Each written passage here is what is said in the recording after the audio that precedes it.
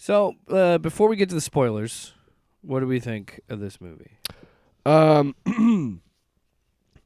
it made some interesting choices. I'm glad to see a female-led movie. And I think that whole A-Force sequence back in Endgame, Yeah. I think deserved a little criticism, a little bit, you know. Yeah. But when it's part of the story and everything, like, and it makes sense for the story, I think it was good. I think it was a really interesting.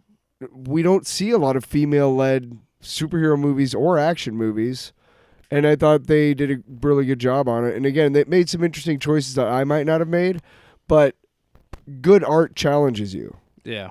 and it challenged me for about 5 minutes in the middle there. Woo! Ooh boy, you know what I'm saying? I think for the most part it achieves its goals. I think that the criticism, the worry coming in of needing to see WandaVision, needing to see Secret Invasion and the Miss Marvel show to get context for this, I think they did a good job of explaining it all. Yeah. And staying true to Kamala's character, being a fangirl, that we get that story through her drawing a comic book. Yeah. And like fanfic has always been in Which is her- fun. I thought it was a fun little. That's one of the things I liked about the Miss Marvel TV series was God damn it. The different ways that they did they would do her comics like, animated and stuff, and like the end credits were always really cool with the art and stuff. So yeah. I thought it was good. Yeah. That was pretty good. Performances all around. I wouldn't submit anybody for an Academy Award. Oh, I would. Sam Jackson was fantastic in this movie. Oh, cool! It's Carol. One of the best. One of the best lines in an MCU movie ever. Oh, I cool, think it's I think it's an interesting step of where Marvel's headed and what's going to be next. Yeah. Lot of flags I do pointing. feel like there were definitely scenes that was like, okay, we get it. This is trying to appeal to a female audience. We understand that. Yeah. Like and sometimes it can come off a little weird and a little forced, I feel like. Yeah. But but we'll get to that. So let's just right. And again, the main thing is, like, I mean, it was I enjoyed it. They I did really it well. There could have been done better, sure, but that you can say that about a lot of things. I think it was a good movie. Pizza time. That's your warning. We're getting into it, everybody. Pizza time. Spoilers abound. So I'm sorry, but I don't want the musicals. I don't want the musical stuff. I don't care for it. That's just not your thing. Musicals. It's just not. I don't really want to go through the movie step by step unless you want to. We can. Usually we don't. We just kind of talk about the things we want to talk about. I didn't really like that at all, but I understood that it was a choice. It was an artistic choice that maybe didn't appeal to me, but appealed to somebody else. And so it's like, okay, so I understand that, like, other people like this stuff. And honestly, once they started, like, doing the whole stop running, let the Flurkins eat you sequence, that kind of made up for it. Yeah, because that's the thing. This movie takes a lot of chances, and it takes swings, and doesn't always hit.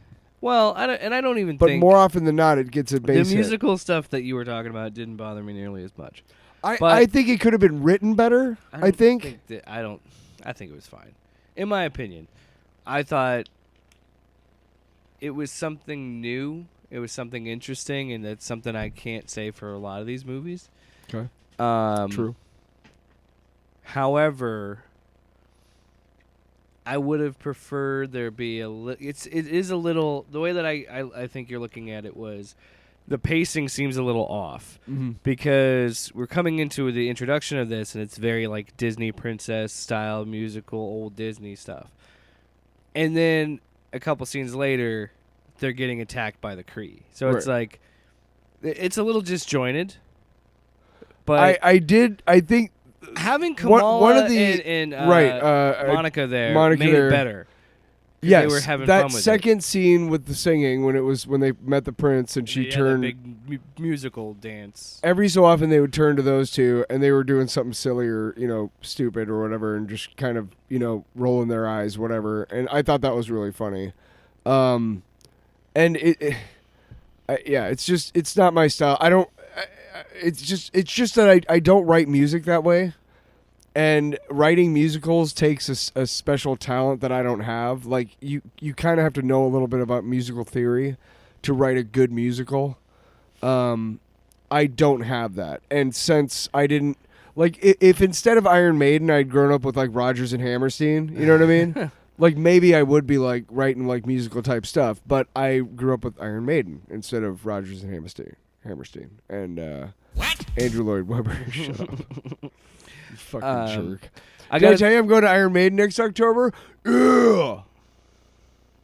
I could write a book about what you don't know. And you know that's going to be off-panel, off-road stuff. I'm not gonna play the sounder for that. No, I'm going to... I don't want you to.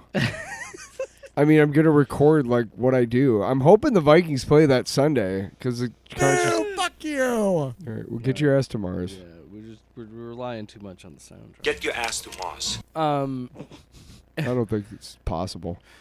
I think that we were talking about it a little bit after we were in the car, and I was like, I love it when Marvel does team ups. Yes. I love team ups shit.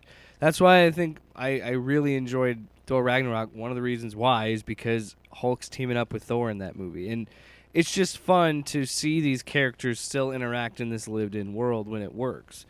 And I think they do a really good job of blending all three of their stories together. Like, I mean, dude, the fucking fight scene in the Khan's living room was awesome. Yeah. Like, the part where fucking Monica shoots herself up in the air, like, jumps out of this guy's arms, and then phases through, punches through him, Yeah. and then phases through him on the other side and, like, hits him again. I was like, that's so cool. And then it cuts to Carol, and, like, there's some really cool fight scenes in this. Very imaginative fight scenes. Yeah. Fight scenes by now, like, you really have to turn it up a notch to really get noticed and to not be like, oh, ho-hum. And I think they did a good job of that. I could care less for the villain, honestly. I mean... Yeah, it does have that... The actress was good, but... That's did you know that's Tom Hiddleston's wife? I did not. So I was, like, kind of crazy that they had the Loki thing and then his wife be the villain of Cool. this movie. Kind of crazy. Anyway. We'll talk about the possible Loki ramifications. We'll segue off of this into Loki. Yeah. And then we'll have a whole smorgasbord. She does run into the factor of... The problem is that... No, I think she was fine for a villain because if you look at it... I don't mind her. Like, she full-on annihilated 2 planets. Yeah. Her name is Dar-Ben, and she is from the comics, I believe. I don't think they referenced anybody else. But here's one thing that I really dug a lot, is in the comics, the Supreme Intelligence is this big green blobby fucking like 4-eyed thing, like in a jar, like a massive like green head. It's fucking cool as shit. And it's so hokey and everything and just so comic booky, you know? And the way that they did it in Captain Marvel was they had Annette Bening or, you know, they played it off like, you know, who do you see when you visit the Supreme Intelligence? You know, you remember that? Yeah. And I was like, well, crap, that's a good way to do it so that, because it's kind of hokey looking, but I'm kind of disappointed because I don't get to see the big fucking green head floating in the jar and shit. That's cool. And they showed that when she went to destroy it. They showed the big green head with the eyes and shit when she destroyed it. Did you see that? No, I didn't. We weren't fucking looking for it then. Why are you so upset by that? Because it was cool. It was cool to see. It was, even though I would have liked to see it more, what they showed was a good representation of it, but without going like too like into the comic booky realm of it. Which again, I would have liked to. If you're gonna show it for 5 seconds, give me the fucking full Kirby treatment, dude. Just give me the full shit. Give me Give me John that Kirby Buscema, all dude. over my face. Oh, give me John Buscema all over my face, man. Pervert. Give me some, yeah. Give shit, yeah. Oh my god. Finish it! Finish it! No. I hate you so much. Like you just derailed this whole review. Hey, over here. All over my face. No. So. You're just trying to get drops. Yep. All right. It's not cool. So. No drop farming. We're gonna do a drop for Don't Drop Farm. Yeah. It's dropception. It was I think it was just fun to see all three of them together. They work as a team. I think they have really good chemistry. I think overall I expected that I'd enjoy it. It came out really enjoying it. I mean, does it have... and you know what I really liked is they were able to tell a good story that was an hour and 40 minutes. And they did a good enough job to It's crisp. They did a good job of catching everybody up, which, again, if you read comic books, it's very much how they do it in comic books. Yeah.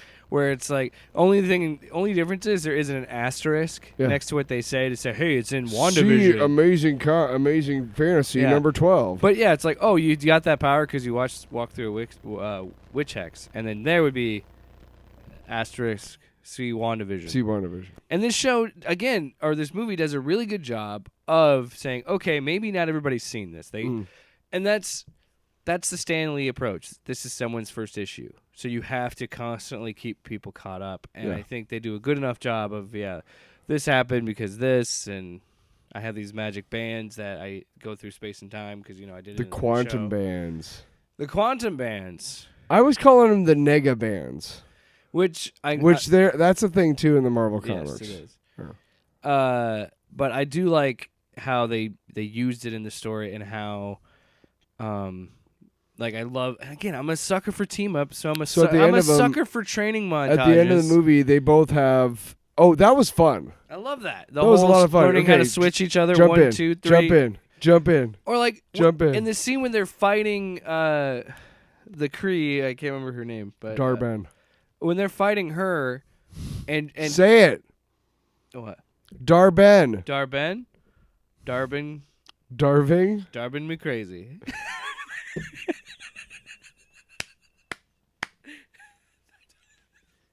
That's a drop. Anyway, when they're fighting her and Carol's flying and she goes, Monica, tag me in. Yeah. And then she switches and then she punches her. Again, in the living room fight scene where they're switching and they don't know how to do it, but they keep going back and forth. It was just... Yeah.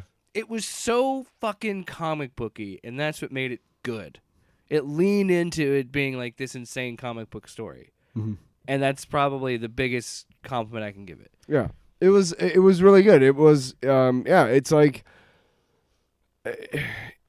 if you want to have a really close representation of what comic books are like or what reading comic books are like in a audio-visual format like they have done with the Disney Plus shows and the movies, then that's what you got.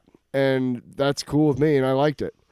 And I'm also grateful that there was only one end credit thing instead of two. Yeah. Because I really had to piss. Yeah. Because why? Why did we have to piss so bad? Because wasn't the... let's go ahead and get this out of the way here. To wrap it up... Yeah. Is there anything else you wanted to talk about in the movie before we bitch about the movie theater experience? No, okay. Well, so we will get to, at the end of this review, we'll get to why we had to pee so bad. I want to give a shout out to Sam Jackson because I like... He's so good. Where Nick Fury is in this part of the story where he's he's gone... And again, I never watched Secret Invasion. But I went through all that. Most of it. And all that happened. And now we're seeing a Nick Fury that's... kind of still doing it and wanting to save the world, but he's kind of annoyed. He is an older Nick Fury. He's over it. And it comes through on the performance from Sam Jackson, and it's so funny. Yeah. The part where Kamala and Monica are falling down back to Earth. Yeah. And and right before they fall, they switch to Carol, and she hits, and he just goes, "Oh, cool, Carol." Like, well, I'm glad those other two Oh, didn't cool, get it's true. splatted. Yeah, like he's glad, but he can't do anything about it. I think obviously we talk about the end credit scene. Okay, so she goes through the thing. Now So here, there's a rip in time and space, I and don't- Monica goes to put it back together. I don't think they're gonna do like the X-Men movies all took place in an alternate timeline. I don't think they're going to, and here's why. Because I don't believe that they're gonna bring over. Sure, they got Kelsey Grammer for the Beast again. Obviously, spoiler alert. Hugh Jackman's coming back. We know to that fight in Deadpool. and we know. I think that they're gonna somehow combine the two universes through the Secret Wars event. But I don't believe for a second that they've taken all this time just to go back to like James McAvoy and Michael Fassbender. Yeah. I can't believe that for I a think second. that they're gonna have a new Magneto and a new Professor Right. X. So I think this is motherfucker. I think this is a way to kind of a soft reboot. Because the Beast that we saw, that was not like a mocap suit or whatever. That was It was just almost CG. entirely CGI. Yeah. Which to me looks better. It could look better, but that's not the visual effects artist's fault. Yeah, we're not worried I about that. guarantee But this was added like 2 months ago. Who is that lady? Okay, well, my theory is that is that world's Carol Danvers. Okay, Which is what she was in Multiverse of Madness. Or no, yeah, she was still. she was Captain Marvel. Yeah, Yeah. it was just her instead of Carol in Multiverse of Madness. Sorry. Right. Yes. Exactly. Yeah. Good one, man. Nice. So, so in the Marvel comics, there's a group of rebels in the Shar Empire called the Starjammers, and they run around, and they're the main guy named Corsair is actually Scott and Alex Summers' dad. The Summers boys, Cyclops and Havoc, respectively, in the comics. And so at one Starjammers point, sounds like an '80s video game. Carol Danvers for a while was Captain Marvel or was Miss Marvel, and then she became binary. I can't remember how, but I think she was mute. I can't remember if she was a mutant or not. But I can't remember how she became binary, but that was her character for a while in the comics. And a lot of times when they show her like all powered up in the movies, they sometimes allude to that. Like that first scene where she powers up in Captain Marvel, where her hair's all. That's a lot like what binary is supposed to look like just a big beam of light with a vaguely human shape inside. But the costume is unmistakably binaries that she's wearing. So that's got to be her. And I don't know if they're. I mean, clearly she got knocked out into space, right? Well, yeah, she fell back into that time. Right, but not to a planet. So my guess is that somehow they're with the Starjammers in that universe. The X-Men are. It's for some reason, and might be explained in Deadpool. I don't know. But my guess is that they're gonna wrap all this up with like Secret Wars and do kind of a soft reboot for everybody. Yeah. Yeah. Yeah. But it was cool to see. Yeah, it was fun. It was a fun movie, and like that was like, oh, okay. That's always a cool Easter egg. Like again, you could definitely tell the wheels are turning to get into the Fantastic Four and the X-Men The stuff. other fucking Easter egg, where Miss Marvel tries to recruit Hawkeye Yeah, or Kate Bishop. yeah. That was interesting. I wonder what that's. Is that setting up Young Avengers? Is what I'm assuming. I'm guessing. I don't know. 'Cause it's gonna be teenage Avenger members. So who do they have so far? They have her and Those her. two. No, they. I mean, the new Black Widow is Florence Pugh, who is too old, I think, Well, for the she'll Young be on the Avengers. Thunderbolts. Yeah. With Zemo. Yeah. So I don't know what they're gonna do with the Young Avengers or how they're gonna do it, but I could imagine Ironheart's gonna join that team. I'm don't assuming know. at some point they're going to try and bring Braun. You know, the Amadeus Cho. Maybe. I don't know. I don't know how they're gonna set that up and do that, but we'll see. But we almost missed that Easter egg. So there you go. I feel like what they're going to try and do is do something similar to the Netflix thing with the Defenders and kind of make Young Avengers more of like something that's a smaller thing on like Disney Plus or something. Probably. I can imagine. So, Anyway. you know what that means. stick around. When that happens, What does that happen? when it goes, I don't know. I'm getting. Sloppy. Is that it? We're gonna close the book on the Marvels. Closing the book on the Marvels. Off panel, off topic with Jake and Tyler.